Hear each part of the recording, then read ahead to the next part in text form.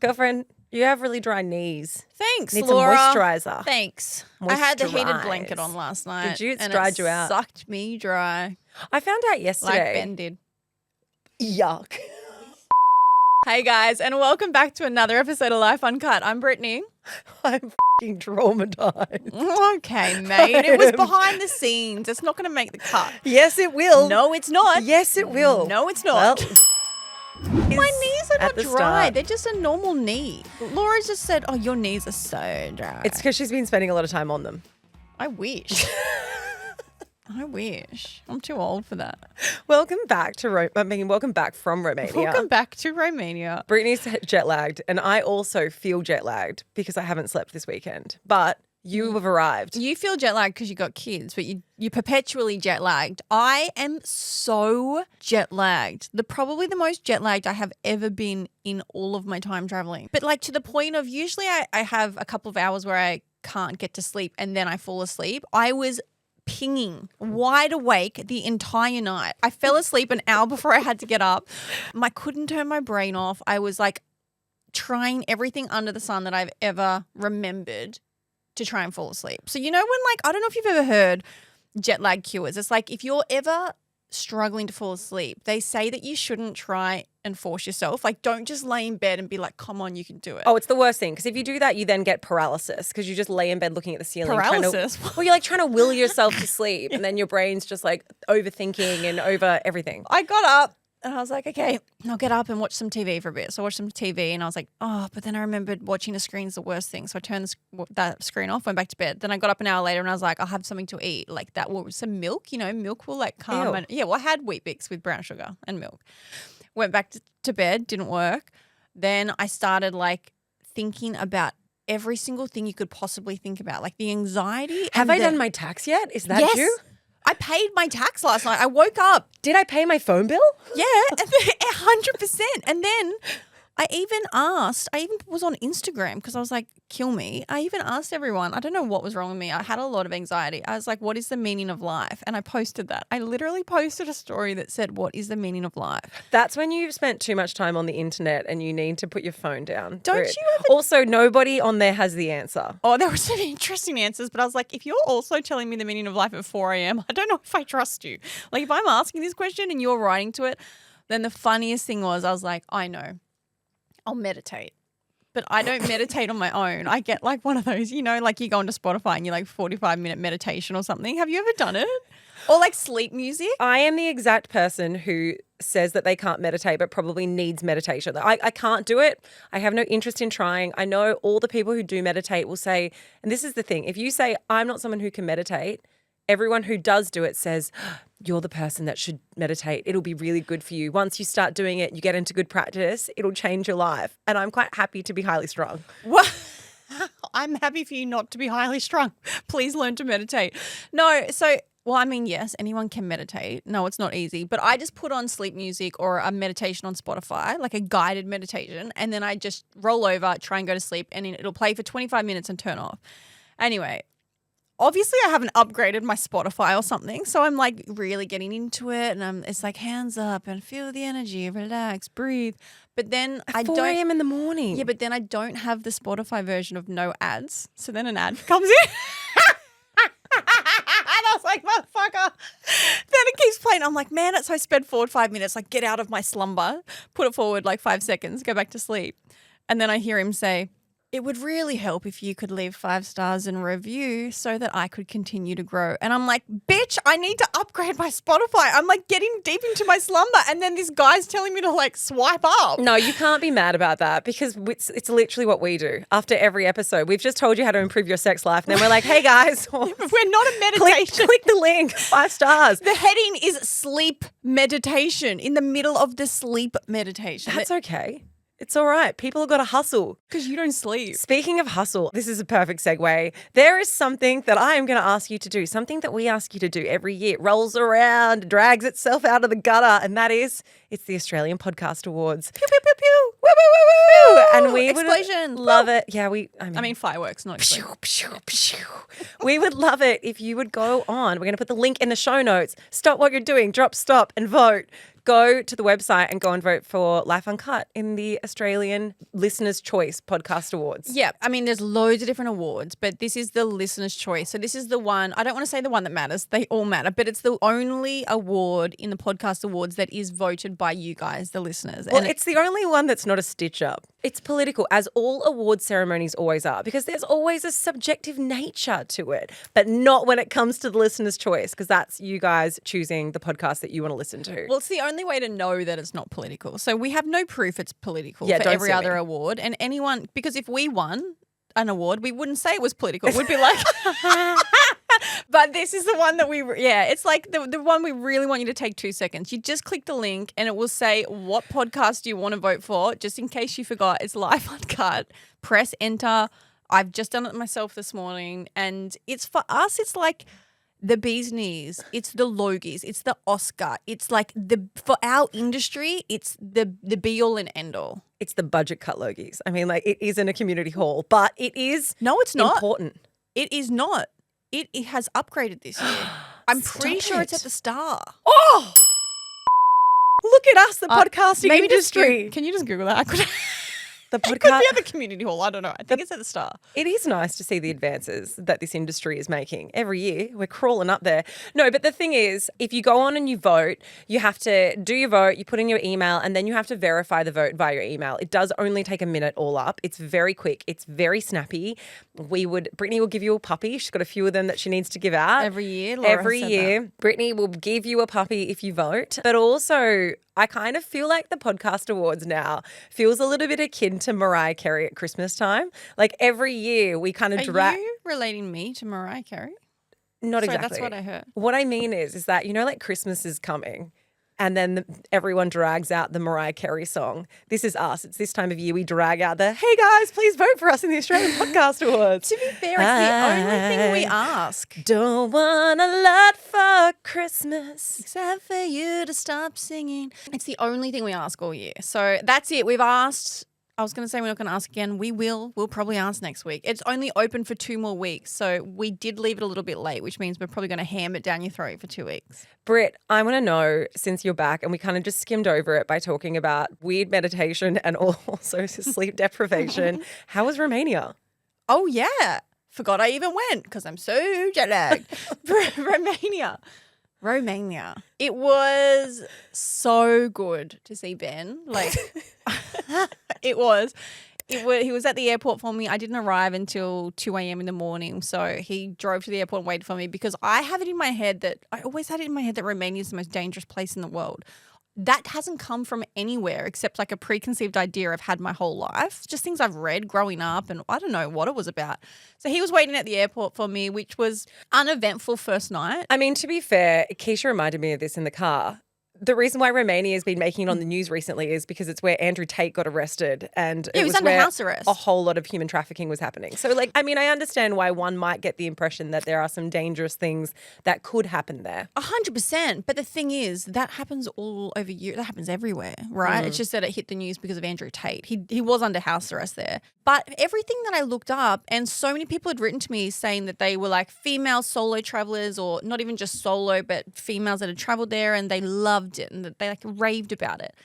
And I am essentially half my time there, I am a solo female traveler because I spend half my time there by myself. Ben goes away for a night and 2 days at a time to play. He's gone all day training and playing. So I like to go and do stuff on my own. What I will say is it was the first time in all my travels in the last 15 years, which is like nearly 60 countries. I've been lucky to do a lot, and all of them either by myself or with Sherry, so as females. It's the first time that I felt like real unease alone, but that's not based on anything. No one made me feel like that. Like normally I feel, I'm just going to go for a wander, get lost, go to a park, whatever. But I just felt this something deep in me that was just like, I don't feel entirely comfortable doing that. So I still got out and about, but I went straight to like the hardcore tourist areas. But do you also think that maybe it comes with age a little bit as well? Because I think about traveling when I was in my early 20s, and I've been to India quite a few times, and it's the most incredible country to go to. Like, I have only wonderful things to say about it. But when I was in my 20s, I look back at how I traveled at that age, and I was so careless. And I think, how the fuck did nothing bad ever happen to me? Whereas when I went recently this year with my sister, it's the first time that I've been in my 30s, and it's the first time that I've been since having kids specifically. And I was so cautious. And it was the first time that I ever felt a little bit more like, just aware of my safety and really thought about it. Yeah, I think of the things that I used to do traveling and I would never do them now. Yeah. I message Sherry all the time and I'm like, can you believe we did that?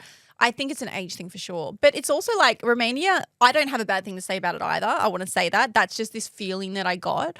But it's like the Hunger Games in terms of districts. So you're in districts, district 1, 2, 3, 4, 5, 6, and there are districts that you just wouldn't go to. So people are like, oh, you're in district 1, definitely don't go past district 4. You don't know what happens past district 4. So like, I think I had it in my head too. As I was walking, I was like, what district am I in? It's an invisible border. Like, how do I know if I'm crossing it? But everyone I encountered was nice. It had really beautiful areas. We went to see Dracula's castle. Sorry, bucket list.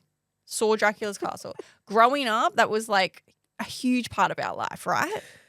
I mean, not No? Dracula's castle? I can't say that I grew up with like a real sort of impression of Dracula's castle as being like a fundamental part of my childhood. Well, maybe I didn't either. Maybe when Ben moved to Romania, I just Googled it and got it in my head. That's what I wanted to do. But it was like, I don't know, tick? Do you tick Dracula's castle off? Yeah. I mean, yes. You've been there. Right. Dracula's not real, but like if he was real, he would have been there too. Yes, absolutely. So Transylvania is a real place, isn't it? Yes, it is. That's cool. I thought it was made up. I thought Transylvania was part of a fabricated story of Dracula. It's not. It's an entire place and it's stunning. Wow, Dracula's got taste. And full of bears. Anyway, so it was really like an uneventful week. Oh, no, it wasn't. There was an earthquake. I was in an earthquake. Oh, my God. It wasn't uneventful at all. There was a full-blown, my first ever earthquake that have you been in an earthquake? Brittany, what? You sound like you're on speed. Because I was like. Then there was Dracula's castle, and castle was this, and then the earthquake, and then there was a bear, and then. Because I'm in my head, I'm like, no one actually cares about my trip to Romania. So I'm trying to think of the highlights. Yeah, I was in an earthquake. So I'm not an earthquake girl. And when I say earthquake girl, what I mean is some people grow up. Earthquake, slay. No, but vibe. some people. Hashtag. I'm not an earthquake girl. Quaker. No, Quakers are real things, Laura. What's a Quaker? A Quaker is like the religious. Oh, am I going to get cancelled by the Quakers? Oh, Keisha's coming in. Okay, it says Quaker, member of the Society of Friends or Friends Church, a Christian group that stresses the guidance of the Holy Spirit, that rejects outward rites and an ordained ministry, and that has a long tradition of actively working for peace and opposing war. No, they're a peaceful community. We're also anti-war. They sound lovely, but what is the likelihood that we have a lot of Quakers listening? 0. If you're a Quaker, you are not pro-life on gut. Or maybe you are. Prove me wrong. Anyway. Quake away. No, what I'm saying when I say I'm not an earthquake girl, and I said this on Instagram at the time. I'm glad you think it's so funny. Are you an earthquake girl? Probably not. I've been in one earthquake, yes. I've been in an earthquake in Indonesia, but it was very mild. Everything just rattled around for a bit. And I was like, oh, sorry. You got off. Yeah. Oh, that feels good. I was like, don't stop now. Where's the Almost. yeah, oh my God, it's only a 3 magnitude. Where's the rest? Where's the button? How do I turn it up? Yeah. Laura does the splits on the ground as it's earthquaking. Now's the time to do the splits. I'm just going to throw my leg over this metal chair. I just lean against a wall. Back ups on a wall, just like steps back on it. I'm not an earthquake girl. And what I mean by that is some people grow up in places, countries, cities that have them all the time. So when they hear the earthquake, their first response isn't to do the splits on the ground and try and get off like you, Laura. But a lot of people don't get bothered by it because they grow up with it. I've never been in an earthquake. So for me, well, that I know of, for me, it was wild. Like startling. It was in fact, darling, it was quite startling. I was by myself. Ben was away and Ben lives in a huge apartment building. So I was 6 floors up or something. And I felt this vibration through the floor. I was laying down in the lounge almost asleep and the vibration woke me up. And I sat bolt upright and I was like, what was that? And then it stopped for a few seconds, which is the pre-tremor apparently. And then full blown, I thought I was going to die. The entire building was swaying, moving. Like I was moving stationary in the building. I could feel it and see it. and everything on it started rattling, like hectically rattling. Everything on the kitchen fell off. I was like, oh my God. And I didn't realize it was an earthquake straight away. I genuinely. Because you're not a Quaker. I'm You not a didn't Quaker. know. No, but I thought we might have been being attacked because Romania has the biggest NATO base in the world, and it's also like bordering Ukraine, Russia. So, and they're very pro-Ukraine. So obviously there is a war going on in Ukraine and Russia that's been going on for a very long time. There's been fighter jets and drones that have been recorded coming over Romanian land and then like the border and then going back.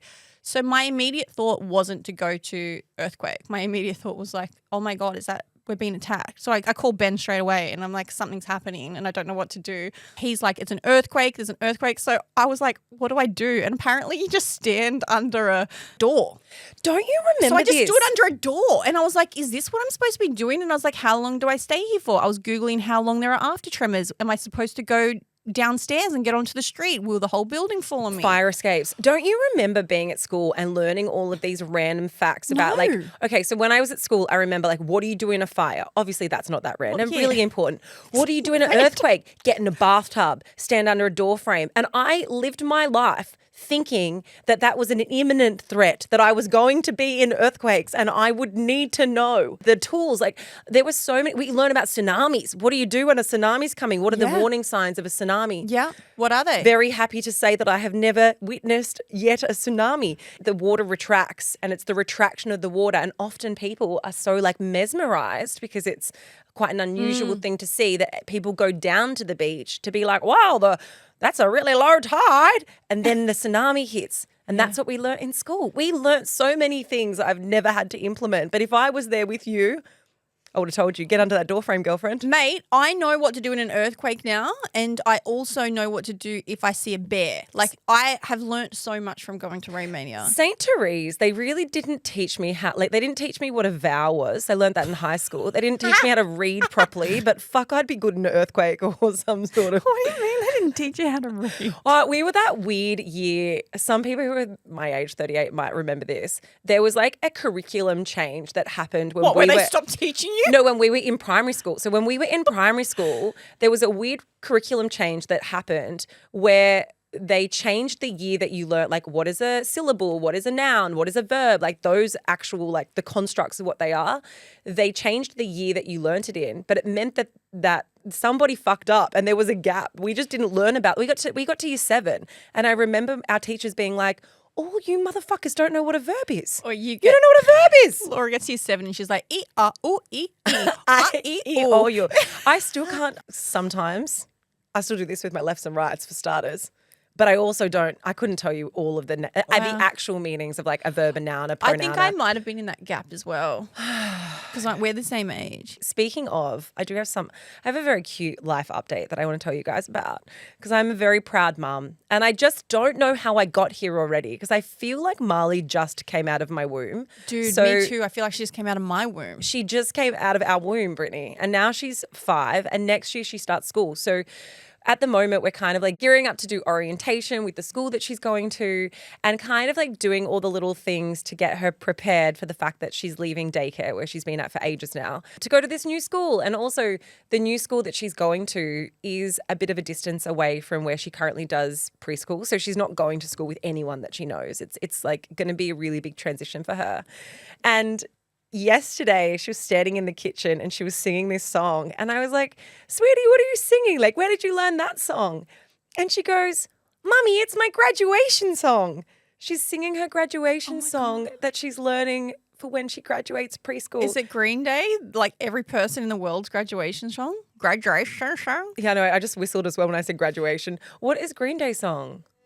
I hope you have the time of your life. It's every person I know for the last 20 years, graduation song. Why can't I say graduation? Graduation song. You know, it was yours, wasn't it? She didn't sing either. Ours was Eye of the Tiger. Eye of the Tiger. I did a dance to that. Why? Do you want to know it? Eye of the tiger, it's the king of the night. That was it. We had to be tiger and over the eye. That'll be great for socials later. Please do the whole thing. Eye of the tiger, it's the king of the night. This is Marlie's graduation song, everyone. It's S Club 7. It's a real banger. Reach for the stars, climb every mountain higher. Reach for the Oh, she's got a backup singer. Lola's in there. Follow your heart's desire. Reach for the stars. Wow. Follow that rainbow shining over you. That's when the dreams will come true. Let's do it again. That's when your dreams will all come true. Let's follow the rainbow shining over you. I That's can't even when- think of what song that is. No offense to them. It's S Club 7. It is a banger, but you're not expected to know that. Reach No, for I- the stars. I know S Club 7, but I just think she's Climb tone every deaf. mountain higher. We've done a lot of singing in this episode, and I feel We need to I'm cut it. concerned that people are going to be offended by this. Sorry, guys. I I'll would stop be singing. offended. She's been practicing all her dance moves, and she was singing in the kitchen. And I didn't expect to feel as emotional as I felt, and I honestly just like burst out crying. I was so overcome by the fact that we're at this stage. And Matt turned and looked at me and he was like, Laura, she's not graduating high school. She's not graduating to be a doctor. She's just finishing preschool. This explains it, Laura. It's just made sense to me because Laura walks in this morning. I don't know if I'm supposed to share this. She goes, I'm thinking of having another baby. I am. Now it makes sense because you feel like your baby's flying the coop and going off to big school. And now you're having those thoughts. How's me telling you what you're thinking? You're having those thoughts of like, am I never going to have a newborn again? Like, am. I out of that stage? I'm going to go again. And I can tell you, it's a bad idea. I'm going to do it. You are emotional and you never make decisions when you're emotional. I am going to have another baby. Try to. Anyway, I said to Marlie in the car yesterday, Marlie and Lola, I said, guys, how do you feel? Oh, God. How would you feel if mummy and daddy had another baby? And Marlie, in all serious deadpan, was like, her and her sister were both like, yes, we would love a baby. We love babies. And then Marlie goes, sorry, Mum, but you're too old. You're too old. Wow. Fuck. Wow. Tell me what you really think. You little turd. And she goes, Go reach for the stars, Marley. she goes, you might want one. You just got us. That was literally the tone that she said it in. I also don't think you ask your 4 and 5-year-olds if they want a baby. I don't think you ask them, do you? No. I care about what they think. Look, no one said I'm doing a good job of this parenting thing. I'm just doing my best. If they said no, I'd probably do it anyway. But at least they've had a bit of input. So you're actually going to have a baby? Well, I'm going to try. Not right this second. Maybe next year. Your face. Sorry, Brittany. Sorry. Will you be okay if I have a third child? Fuck no! You barely make it to work. You don't message me back for 5 days at a time. No, it would be a disaster. Fucking disaster. Like, love you, support you, hashtag friends for life, whatever. But your real friend's going to tell you the truth. And you give me wild anxiety. Well, you know what Laura's favourite thing to do is? Keisha will back me up. I will message Laura, and I actually have this. This is a very specific example. I messaged Laura. Here we go. What have No, I done but- wrong now? No, I messaged Fuck, here Laura. I am just trying to procreate. Everything I do is not good enough. This is a specific example, and you'll know it as soon as I say it. I messaged Laura 19 times in a row on iMessage, 19, not one response, and asking very specific questions. Please, hun, need to follow up. Hey, hun, can you just look back at this? 19, I counted them. Then Laura messaged me, right? Unrelated. She didn't answer one thing. Then she messaged me one question and 45 minutes. She went, hello, ? And I was like, is this bitch kidding me? I think I even screenshot it and sent it to Keisha. And I was like, bro, I was like, can you deal? And I even wrote back, Laura's like, I need you to answer. And I bribed her. And I said, I'll answer you when you answer my 19 messages above. That did happen. I think So 19. 19's an exaggeration. No, I counted them. Nah. 19, Laura. Nah. So this is why you having a third child thrown into the mix gives me anxiety. I'm moving to Romania before you have a child. You hate Romania. If you if you have a child, I'm out of here. We're long distance. I don't mean to blackmail you. I'm aware that is how it's come How across. awkward is it going to be if I get pregnant and I'm like, hey guys, I've got some really good news. And I'm like, pretend like you're happy for me. I'm crying, but like it's actually I'm distraught. I'm like, oh, I'm so hurt. Also, guys, I feel like we need to put the preface in here because someone's going to be like, Brittany's really mean to No, Laura. we're friends. We're friends. We're friends and we're business partners. And fuck, having kids and trying to run businesses is a real pain in the ass. Of course, I get it. I'd be happy for you. Same way that every time you say you're moving overseas, I'm like, fucking hell, that's going to be real tough. But like, you know, we make do. We love each other. Last time I We'll said do it anyway. I might move to be with Ben. She goes, no, you're not. I said you can move, but you'll have to come back every few weeks. I was like, what? Are you paying? Are you paying for my flights? Oh my gosh. Okay, last thing before we move on. No wonder I have so much anxiety about this wedding. Trying to plan this wedding long distance is so hard. But the hardest thing is trying to do our first dance. So I don't know if you saw, if you're following me on social media, I did post it. I did see, and I have one question. I don't understand why you've lost all ability to hold your head up. Like you're like a rag doll. Yep, it's next level. So Ben and I are trying to learn our first dance, which I'm not exaggerating. I don't think we're going to have one. It's impossible. He is such a bad dancer. Well, you didn't look very good yourself. People in glass houses shouldn't be throwing stones, Brittany. I was really good, but you're only as good as your surroundings, and my surrounding was terrible.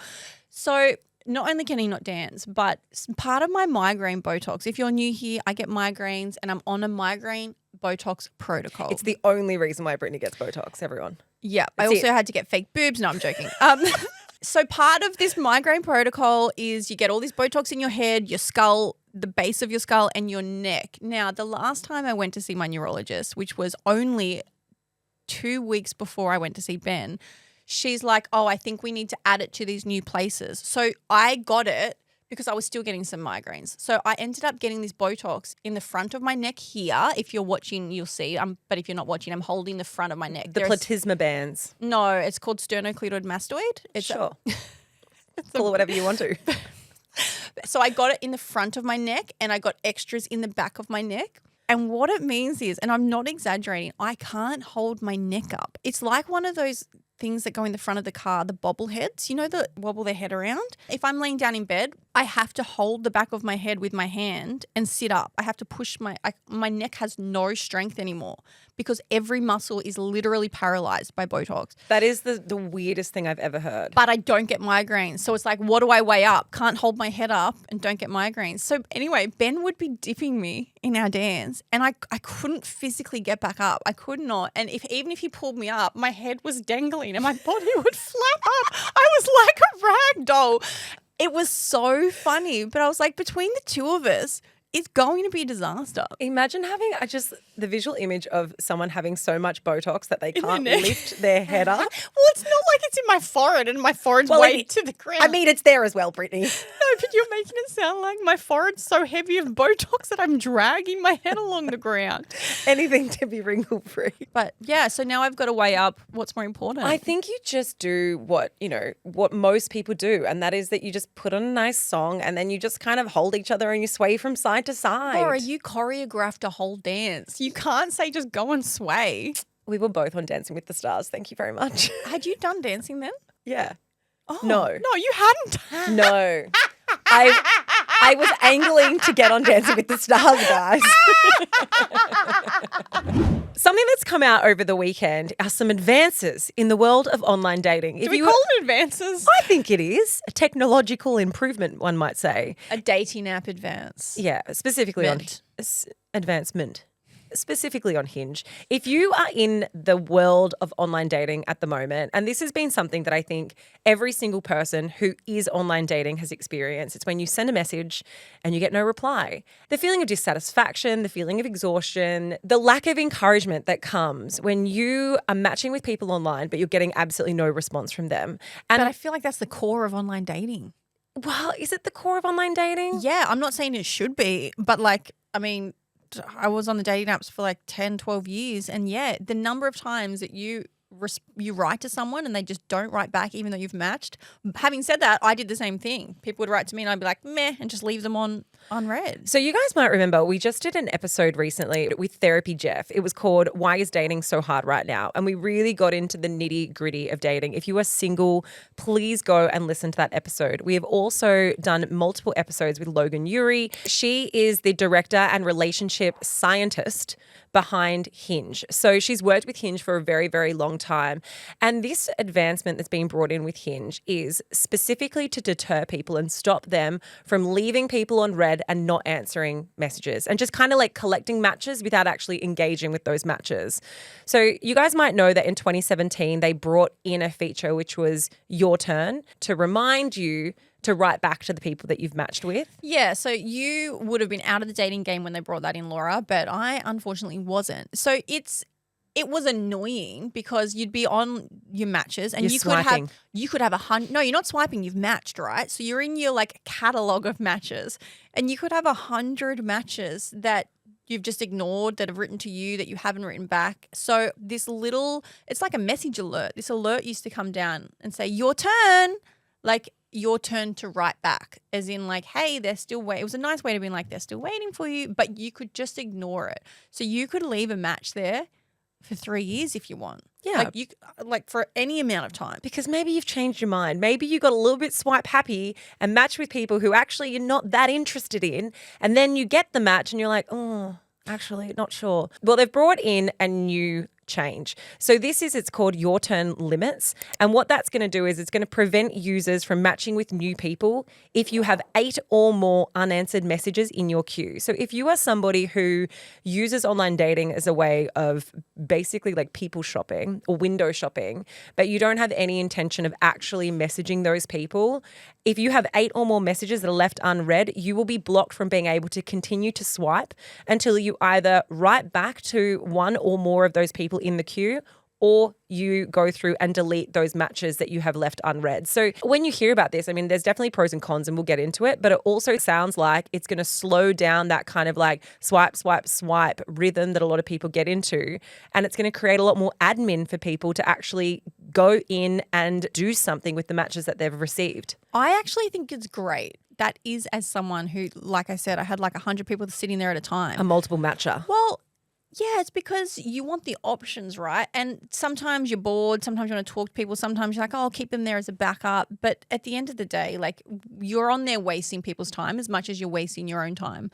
And Logan said something that I think is brilliant. It makes so much sense. So psychology research shows that when we are presented with too many options, we often experience analysis paralysis and decide to make no decision at all. Your turn limits nudges you to make the decision and help get you closer to finding your person. But it's so true. Think of how overwhelming it is when you have so many options presented to you. The easiest thing is to throw your hands up and be like, it's the too hard basket. But if you limit your options or your basket of people to 5 or 6 people, chances are you are going to make stronger connections and you're going to want to say, hey, I actually do have the time to get to know you and I do have the time to meet you. But when there's 100 people saying, hey, how are you? How was your weekend? What are you up to? What's your favorite color? Like, you're like, fuck, I couldn't be bothered. And also, I mean, we've spoken about it so much, this idea of dating fatigue. If you're having the same small talk with 50 people at one time, I mean, that's probably a lot of people. The fatigue is going to hit you a lot faster. But what I think is so interesting about this is, and we've spoken about Hinge quite a while ago, this idea and their brand slogan is designed to be deleted. And at the time when we were talking about this, I think we kind of took the stance a little bit of, well, that sounds like bullshit, because at the end of the day, it is a company that makes its money on having you continuously swipe. So this new limit that they're imposing does seem contradictory to it being just like this like machine of wanting people to keep being in the endless dating world. It actually feels like it's an app with a little bit more of a conscience behind it. But I don't think, is it going to make a big difference to the way that people engage with online dating? No, I think people are still going to window shop. They're still going to swipe for validation. They're still going to accrue loads of matches. I don't think that this is going to stop them from doing that. It does just mean that there's going to be more admin. It's going to have to slow them down a little bit so that they can't just continuously swipe. Well, Hinge has done some trials and they actually have some stats. Almost half, 48% of users with your turn limits said the feature helps increase people's ability to focus on quality over quantity. Meanwhile, 45% said the feature helps focus on current matches and the same amount said the feature helps them be more thoughtful with current matches. So I think it is going in the right direction. But this is why I think it's brilliant. I remember this one specific example. I remember going on one day and being like, I'm so bored. Like, I'm just going to go and scroll my matches and see who's out there. Go back. I'll dip back into the pool. that I never Laura, wrote to? I went back 2 years. There was a match a conversation from 2 years that I hadn't written back to. And this poor guy, I hadn't I written reckon back. he was probably fine. So I wrote back to him. I said, hey, sorry for the slow response. Been busy. Last decade, got married. I was like, sorry for the slow response. Would you want to catch up still? It was 2 years later. Was he like, yes? Or I've never had a quick, he was like, yeah, sure. And I was like, tonight? And he's like, yeah, all right. Anyway, realized why I stopped talking to him. It was the worst date of my life. He was so boring. And I was like, this is why we stopped talking. This is why you should unmatch people. you should unmatch them. But once 100%. again, admin, that's the problem. Look, I think that this is a hot person problem. That's all this is. What do you mean? It's a hot person problem. No, it's not. It is. It is. This is, hear me out. Only hot people accrue that many matches. No, they don't. They do. No, they don't. Jono's it's spoken by a hot person. Jono's over there in the corner. Jono, you're also a hot person, just FYI. But Jono's over there in the corner nodding away like, yeah, it's true. No, it's not. Because online dating, as much as it is the base of superficial, that we judge people based on the way they look in their photos, people who have good profiles, who also have, aesthetically pleasing photos of themselves are going to accrue more matches. Like, I understand that is unfair, but it is the way that the world works. So people who are more attractive, I mean, look at the most swiped on people on dating apps. They're all fucking hot, all of them. Of course, because it's a looks base, but that doesn't mean that people that are not a 10 aren't accruing a lot of matches as well. Like totally. Every category is accruing matches. Like every person still accrues them. But of course the supermodel is getting the super hot people and I don't even want to say the rest of it. I feel like I'm the not so hot people. But like the 10 out of 10s, everyone's swiping right on them. But at the end of the day, have you seen how people online date now? They don't even look at their screen. They're out talking to their friends. They just swipe right. They just match people because then they're like, I'll go through it later, which is half the problem, which comes back full circle to why I think Hinge is like, okay, well, you're wasting people's time. So let's say 8 at a time. And now it's like a tag team. You have to tag someone in to allow a new match or like keep responding. I think it's great. It's cutting the bullshit. I definitely agree. I definitely think it is a great feature, but I do think that a lot of people who use online dating are guilty of matching with people and not replying to them. And I know it's frustrating when you've matched with someone who you actually felt excited about matching, but I would also put money on the fact that you've done it to someone as well, right? I think we've 100%. all done it where we've matched with people and then haven't really been that invested or, who knows? It doesn't even come down to being invested. It's got to do with like where you're at in your own life and what you've got going on. Some people genuinely just need the ego boost. But I kind of look at online dating as very superficial to start with because I think you only owe someone something once you've actually met up with them in real life and you've actually invested time into them. I disagree with that. I don't think you owe someone a reply just because you match with them. Do you? Like, I don't think that every single person you've matched with, you owe a reply to. We have had this discussion before a few times, actually. We disagree with it. If you've just matched someone, You had 200 unmessaged matches, Britt. No, but that's what I'm saying. If you just match with someone, then no, you don't owe them anything. But if you have invested time and they have invested time and if you have been speaking for 2 weeks and you have built this connection, you've got this rapport, you've got this banter, you've been making plans, then if you don't want to see them or speak to them anymore, I do think you owe them something because you've invested a lot of yourself emotionally and mentally and physically your time, even if you haven't met them. I totally agree with that though. I just don't agree with if you match with someone that you owe them a reply. I think, this idea of having an 8 match limit to stop people from just matching with people willy-nilly. I wonder if we as people who are on there swiping, not me specifically, but I can relate to this. I spent many years online dating before I met Matt. Like I fucking dated everyone in Sydney to the point where I would be out. I would be walking the Bondi Promenade and I'd be like, I know that guy. No, I don't. I've just seen him on Tinder 4 times. That would happen on the reg. Yeah. So I have matched with people who haven't replied to me and I have matched people who I haven't replied to. But I kind of don't feel like I owed them anything. I don't feel like they owed me anything. I wasn't so emotionally invested in a match that I expected them to reply. Obviously, it was exciting when someone who I kind of was like, well, he's hot and like that could be, something. Yeah, I guess like I didn't feel the level of disappointment from not being replied to. And I wonder if most people, and I would love to ask it as a poll, like, how do you feel when you match with people and you don't get the replies? Is there a level of disappointment? Does this affect you in a way that you are happy that this has been implemented? I think there is for sure. Because, I mean, like, it can be really soul-crushing, online dating, 100%. And if you've matched with someone that you thought was a vibe, then you've written to them, but they can't be bothered to write back. It plays with your mind. It plays with your confidence and your self-esteem. And if that's happened to you 50 times, then you're like, well, what's wrong with me? Like, why are you matching me and not talking to me? Have you matched me? You start to get in your head, right? Have you matched me and then seen something you don't like? Have you gone onto my Instagram? Have you, like, I just think Hinge is trying to position itself with this as a more serious dating site. And that is what this Your Turn Limits is doing, because it's saying, like, if you actually want to make a connection, then you've got to pick carefully because you've got 8 people that you can talk to. I think it's really, really good. The only thing about this, though, that isn't so much of a deterrent, like a real deterrent, is that it's not forcing people to actually speak to each other, right? You can still go on and you can still swipe away. It's just stopping you from accruing more than 8 unanswered messages. So it just means you have to go in and then delete them. At least by deleting them, that then means that you've unmatched with that person. But it doesn't actually force you to write to that person. It doesn't actually force you to speak to that person. So if you are someone who is, you know, quote unquote, people window shopping, you can still do that and you can still get the same buzz or the same satisfaction out of it. It just means that you're going to have to go in there every day or so and clear out your inbox, or at least look at that person's profile again in order to make that decision. I think it's just encouraging more conscious dating. The only other stat I want to throw in here, because I found this really, really fascinating, is that in 2023, there was a research study that was done on online dating. And when matches, where one person responded to the other person's first message within a day, was 72% more likely to result in a date. So if you get a response from someone within 24 hours of sending a message, then that is like such a significant impact in you actually getting it out of the text and into real life dating, which I feel like people realize that anyway.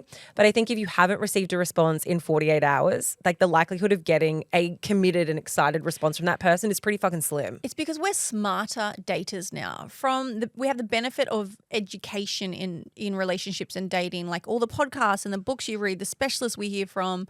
We are so much more educated now about what we want and what it means. So back in the day, you would sit on a match for, if someone didn't write back to you for 2 weeks, you'd make these excuses, right? Like, they're probably busy, which they could be. But now it doesn't fly. We're like, we know what we want. We're confident in ourselves. I want someone that knows what they want. I want someone that's going to write back to me. So I feel like with how much information we're given from podcasts like this, specialists like Logan Ury, we know now what's going to fly and what's not going to fly. And I think we cut the shit a lot quicker than we used to. Maybe that also comes with age and experience. Like maybe it's just that comes back to that dating fatigue where you've done it for 10 years and now you're like, I don't want to wait for 2 weeks anymore because I don't have time to wait for 2 weeks anymore. Yeah, but that's specifically you, Britt, in terms of like dating. There's loads of people who are at different phases of their dating. I just think that there's this level of excitement. Like if you haven't received a message back from someone for multiple days / weeks or 2 fucking years, you're like, you're not actually that excited about me. I'm just like the bottom of the barrel in terms of messages. Like you've obviously worked your way through all the people that you've matched with. And then I'm kind of like the last person you've sent that to. Why is Keisha looking like she's just had a epiphany? I think I've just had a bit of an epiphany because most of the dating apps other than Bumble are all owned by the same people, Match Group. Maybe they're trying to rebrand so that they're more distinguished. To me, it seems as though they're trying to make Hinge this more like conscious dating, like you're actually trying to find a relationship, right? Because they've only brought the limits in on this one. like the Bumble of the Match Group. Yeah, but I mean, Bumble is the only one who's owned separately. So if you compare it to like Tinder or Plenty of Fish or some of the other ones that they own, because you know how people are like, oh, you know, all the apps are the same and blah, blah, blah. Well, they're all owned by the same person, really. You know, maybe because they do have control over the large majority of them, they're just trying to distinguish that if you're after a relationship, you should go on Hinge. If you're after a hookup, you should go on Tinder. I mean, I don't really know what the difference between all of them are, but maybe it's actually just their way of trying to distinguish a bit more of a brand around Hinge. Yeah, I agree. But I also think it'll be very interesting to hear from people who are like on the ground and in the trenches of online dating and see if this actually makes any significant change or whether it's just a little bit more of a PR stunt to get people excited about the possibilities of finding a relationship on Hinge. Which it is possible. I'm one of them. It's time for Suck and Sweet, our highlight and our lowlight of the week. I'm going to kick it off on my way home from Romania. I was about to start like this 30-hour journey home, multiple flights and 5-hour layovers and whatever. And the wheel of my luggage broke off as I was leaving Ben's house, just flung off. So I had 3 wheels left. So I had a 30-hour journey with 3 wheels. So I was trying to like, every time it kicks something, it falls over. And I was like, this is fucking the worst timing. So dumb, but it was very annoying. Also, It wasn't leaving your fiance to come back. It wasn't No. leaving him in a foreign country. that's obvious. It was the broken wheel. well, also I bought very expensive luggage. I bought it 6 months ago. Like that's really bad. What happened to the luggage you had before? The luggage That was guy. my luggage. Well, yeah, but you had like really nice luggage from Luggage Guy. Luggage guy was only a small carry-on. A shame. Shame. Yeah, it was tight. Didn't give me the big one. And all he could give you was a tiny fucking luggage. It wasn't full size, no. He just gave you, that's when you know that you're not like the girl. You're just a girl. He gave you carry on. No, I was the girl at the time.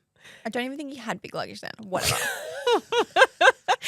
My sweet is very obviously Ben. I got to see Ben for 5 days in 6 months. I cried my eyes out when I left. So that should have been my suck, you're right, not the broken wheel. Yeah, so my sweet was spending 5 or 6 wonderful, sex-filled, beautiful, love-filled days with my fiance. It's why your knees are so dry. My knees are just dry because it was winter. Leave my knees out of this. My knees aren't dry. I have like moisturizing shea butter on. I don't know why you're so offended by dry knees. I don't know why you're so offended by dry knees. You're the one that can't stop looking at them. Guys, you should see my toenails at the moment. It's Yeah, out of they are control. offensive. Like it looks like I don't have it, but it looks like I've got like a fungal infection on all my toenails. Like, You probably do have a fungal infection. I think they're fine. I think they're just dry. All right, what's your suck? Probably my toes. Okay, great. To be Sweet.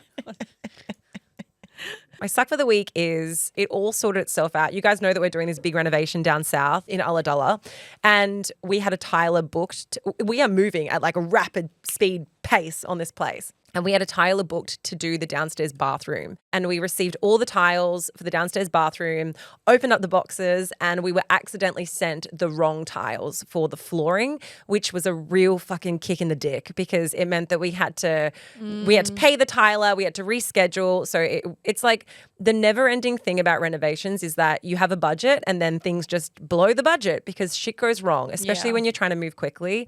So we ended up, which can actually be a suite as well. So the guy that we have who's doing the build, one of his workers randomly was up in Sydney on the Friday and he was like, oh, I can pick up some tiles, at least enough for you to be able to do the floors of the bathroom. So he went and he picked them up for us just in his ute, like nice Aussie guy picking up our tiles. I mean, he's getting paid. He works there. No, he did that, yeah. But he works there. He's he getting paid, drove Laura. 3 hours and picked up tiles. It And was got really paid. nice. And he got paid. Yeah. He's just a nice guy, all right? So look, that was my suck is just I feel like at the moment it's really rewarding and it's been really challenging, but there's a lot of small things that have gone wrong. There's been termites, there has been white ants. They're not there's small like, things. There's like dead fucking animals in the roof. The tiles didn't arrive. It's been pretty chaotic and very stressful, but also fine. And then my sweet for the week is, as you guys know, last week was our radio week off. Like it was survey week, which means that we got to have a week off podcasting, Britt being away. But that also meant that I was able to spend heaps of time with the girls and also loads of time on Tony Mae. And I just really came out of last week feeling like I have my shit together. That's why you And want it another is- kid. You had one good week. Honestly, I was That's like, all it takes. I am ovulating and I will have baby number 3 right She's now. like, I can do this. I can do this. That's because you weren't doing radio podcasting. It's true. Let's see how I am in a week's time. I'll give you an update on Tuesday's episode. But we had a really awesome time with the kids. On Friday night, we went out and had like a family dinner. Life is good. We're in a good spot. And I was very, very happy. And that's it. That's my suck and my sweet for the week. I love that you are having a really lovely time with all the people you love as I said goodbye to my love. I'm so sorry. Also, I feel like I've been saying the same suck and sweet over the last couple of weeks where like every time I get solid family time, like that is my sweet. It's a good sweet. But it's a byproduct of just kind of doing the juggle at the moment between work and being a mum. And so every time when I do get to have it, it really is like the best part of my week. That can be your sweet every day for the rest of your life. The end. The sweet. And that's it from us, guys. Just a little reminder to go and vote for us in the Mariah Carey of the Podcast Awards, which are happening Oscars. very soon. The links are in the show notes. Go. Listener's Choice, Life Uncut. We are here for you, your virtual besties, in your ears every week. Pew, pew, pew. Go vote. Yeah, if you've ever liked even just one episode, just do us a solid. Like one episode. You didn't have to love it, just like it. Yeah, even if it was just okay. If you got a chuckle, if you learnt something. That is it from us, guys. You know the drill. Tell your mum, tell your dad, tell your dog, tell your friends, and share the love because We love love.